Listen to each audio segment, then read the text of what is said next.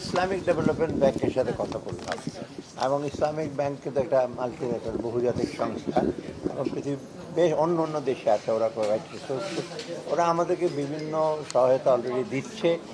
একটা হলো আমাদের স্বাস্থ্য খাতে আছে মোবাইল, আপনার স্বাস্থ্য ইস্যুর জন্য স্কুল, তারপর সাইক্লোন শেল্টার, আর এগুলি নিয়ে করছে। এবং আমরা রিসেন্টলি এখন আমরা রিকোয়েস্ট করেছি এই যে বন্যা যে রুরাল রোডসগুলো নষ্ট হলো, এই যে রিসেন্ট ফ্লাড, এবং ওরা অলরেডি সিলেটে অলরেডি সার্ভে করেছে, সিলেটে অলরেডি বন্যা হয়েছে, এর আগে কিছু কনস্ট্রাকশন হয়েছে, এগুলো আবার নষ্ট হয়ে গেছে, অর্থাৎ এইগুলো ওরা সহায়তা দেবে।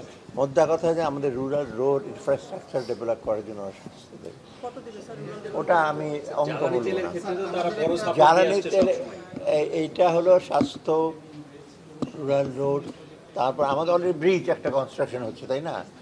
আমাদের কয়েকটা ব্রিজ সেগুলো হচ্ছে। মোট কথা ইনফ্রাস্ট্রাকচার ভৌত অবকাঠামোর মধ্যে যথেষ্ট।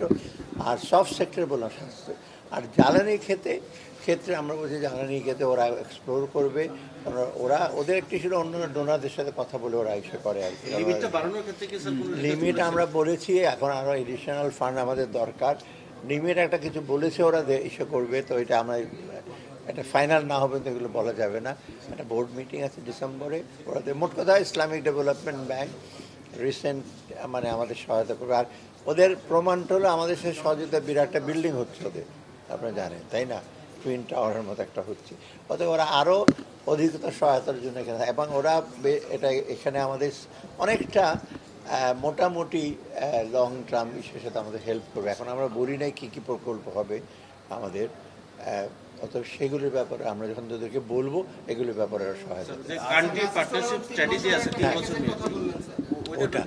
ওইটার ব্যাপারে ডিটেল, ওটা তো ওইটার ওদের কান্ট্রি স্ট্র্যাটেজিক পার্টনারশিপ ব্যাপারে বেশিরভাগ প্রজেক্ট আমরা মনে করে ফেল, তবু আমরা অ্যাসেস করে বলবো, তো ওরা বলছে ওগুলো দেখে ওরা আমাদের